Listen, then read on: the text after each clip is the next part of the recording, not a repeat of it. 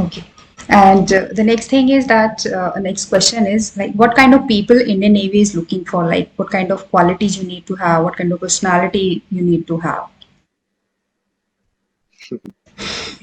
Yeah. Because a So lot of people ask these type of things that, okay, I have been to SSB for 14 times, 15 times, 16 times, but I am not getting selected or I'm not getting, recommended and all. So that is the reason I have asked you. yeah, I understand. I understand. See, there's already a lot of literature, a lot of podcasts, audiobooks, videos on what are officer like qualities, what is the Navy, Army, Air Force. So there's a lot of that stuff out there. So I won't touch upon that.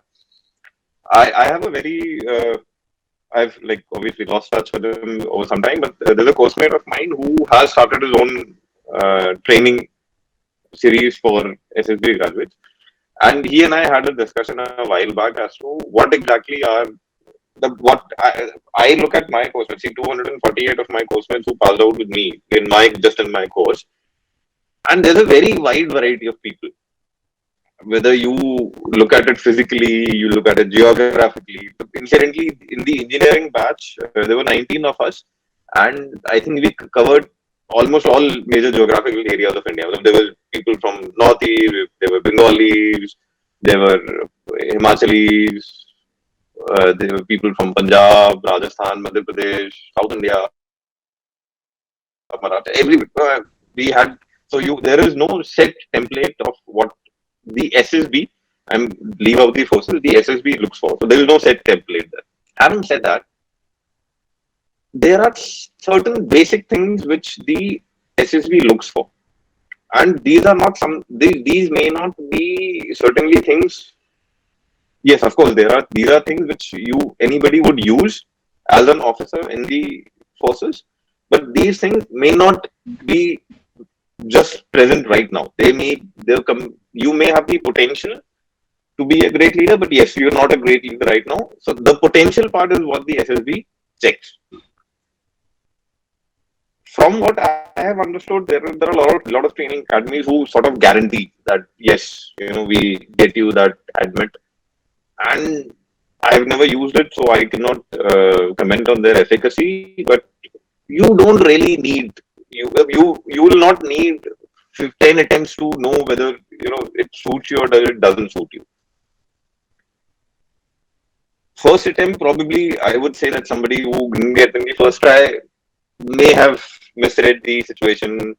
Second, third, fourth attempt, but by the fifth attempt, generally you know that okay, fine. The whether is this for me, is this not for me. I had a point that I'm trying to establish is don't uh, try to be the square peg in the round hole. Don't try to force things. Yes, it's a great way of life, but it's not for everybody. And there are plenty opportunities for making a life of service apart from being in the uniform service. There are a lot of other options these days.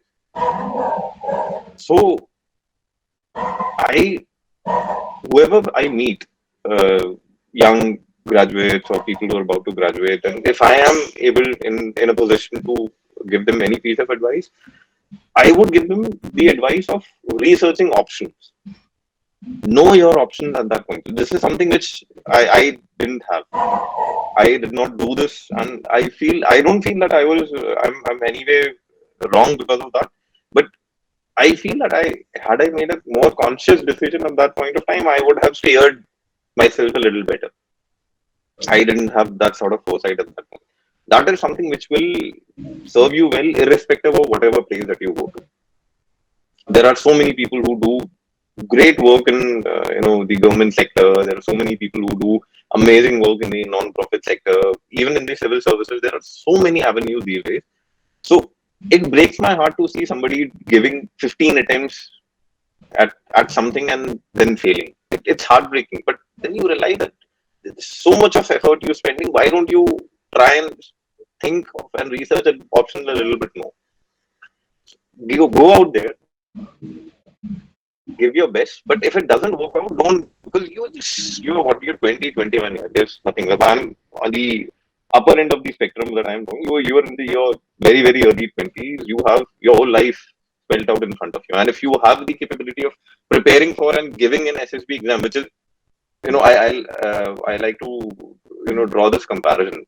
Harvard Business School receives lakhs of applications every year. They select 1,000 people out of that. So Harvard Business School, out of whatever applications, number of applications that they receive, has a acceptance rates of about somewhere between 10 to 12%.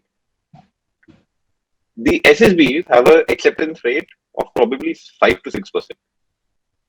Average, on an average. There are obviously exceptions, but on an average.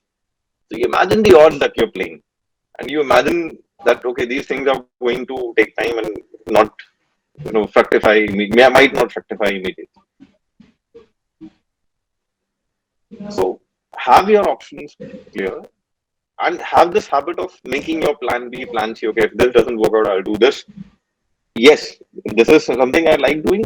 Go back, reflect, and then figure out, okay, this is where I want. It's a very simple cut and dry process. You'll know exactly where you, if you apply your mind to it, you'll know exactly where you fell short. And the next time you can, give that assessment again. Something which you cannot obviously get past is the psychological assessment, which I feel is the deciding factor in most cases.